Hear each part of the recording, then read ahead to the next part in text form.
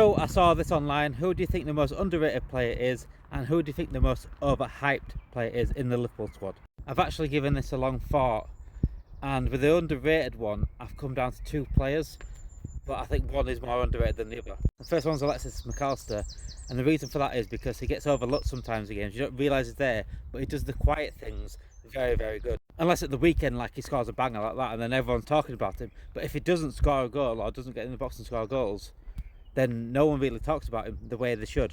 I'd love to see Alexis McAllister a bit further forward, you know. I'd love to see him in that number 10 making those runs into the box. He does that anyway, makes those runs into the box. And he's more of a goal threat than Szoboszlai. I think he's more of a creative threat than Szoboszlai as well. And my main underrated player is Alisson Becker. And the reason why I say that is because when Kelleher comes in, everyone says we're going to be fine. We're absolutely fine. You know, Kelleher is a fantastic keeper. That's not nothing against Kelleher. But to say that is we're not going to miss Alisson Becker just undermines what Alisson Becker does for us. Kelleher is a sensational keeper and will be and should be a number one for a top team. I'd say a top team, certainly. But Alisson Becker's the best in the world.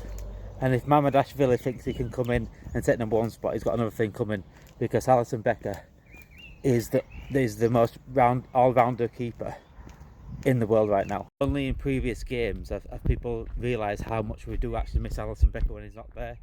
And Kelleher has done a good job when he hasn't been there, being injured, but Alisson Becker's just something else. It's just something else. Now for the most overhyped player. This one's a difficult one because it depends who you're asking. There's like a minority of fan base that overhype certain players, is that just agenda? Is that just people picking the favourites and sticking with it and doubling down when it goes against them?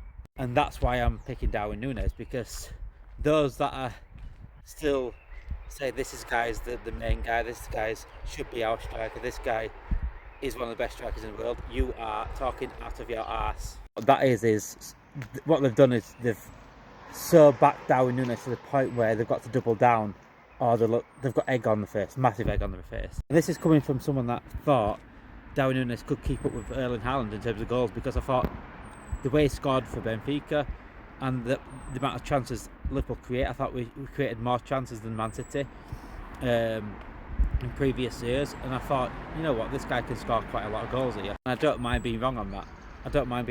But if people are still saying this guy's the real deal, then